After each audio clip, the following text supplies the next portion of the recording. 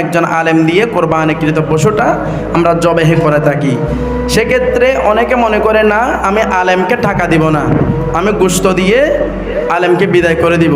পুরো পশুর গোশত যদি ইমাম সাহেবকে দিয়ে দেওয়া হয়, তারপরে হক আদায় হবে না, তার পারিশ্রমিক তাকে আদায় করতে হবে। যে সমস্ত মানুষরা কোরবানি দিয়ে থাকেন, সেক্ষেত্রে আমরা অনেকে দেখি, আমার একটা কোরবানিকৃত পশু আছে, আমার পশুটা আমি জবাই করি বা আমার কোনো আত্মীয় জবাই করে, সেক্ষেত্রে আমরা ইমামের হকটা আদায় করি না। যেহেতু ইমাম আপনার মসজিদে আপনার এলাকার মধ্যে পূর্ণ 1 বছর খেদমত করে যাচ্ছেন, বছরে একটা বার কোরবানি আসছে, তো ওনার একটা হক আছে। ওনার হকটা হচ্ছে কোরবানির পশু যদি আপনি নিজেই জবাই করেন, তারপরও হুজুর খুশি হয় মতো তাকে একটা হাদিয়া দিয়ে দিতে হবে। আমরা যদি আলেম ওলামাদেরকে ঠকাতে চাই, আমরা নিজেরাই ঠকে যাব।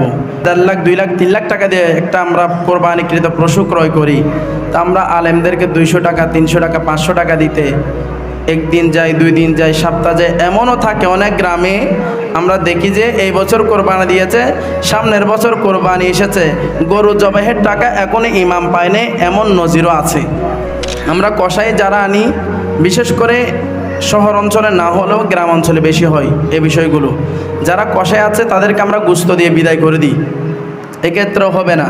তাদের একটা পারিশ্রমিক আছে, তাদের পারিশ্রমিকটা দিয়ে আপনার মন চাইলে তাদেরকে গোশত দিবেন, মন না চাইলে গোশত দিবেন না, কিন্তু তাদের পারিশ্রমিকটা আপনার থেকে দিয়ে দিতে হবে। বুখারী শরীফের মধ্যে এসেছেন, হযরত আলী রাদিয়াল্লাহু তাআলা আনহু বলছেন, আল্লাহর নবী একদিন আমাকে কোরবানিকৃত পশু জবাই করার দায়িত্ব দিয়েছেন। আল্লাহর নবী বলেছেন, তুমি কোরবানিকৃত গোশতগুলা জবাইকৃত ব্যক্তিকে, কসাইকে দিবে না পারিশ্রমিক হিসেবে, তাদেরকে তাদের পারিশ্রমিক দেওয়ার পরে তুমি তাদেরকে কোরবানিকৃত পশুর মাংস দিবি। আল্লাহ পাক আমাদেরকে হেফাজত করে, সকলে পড়ে আমিন।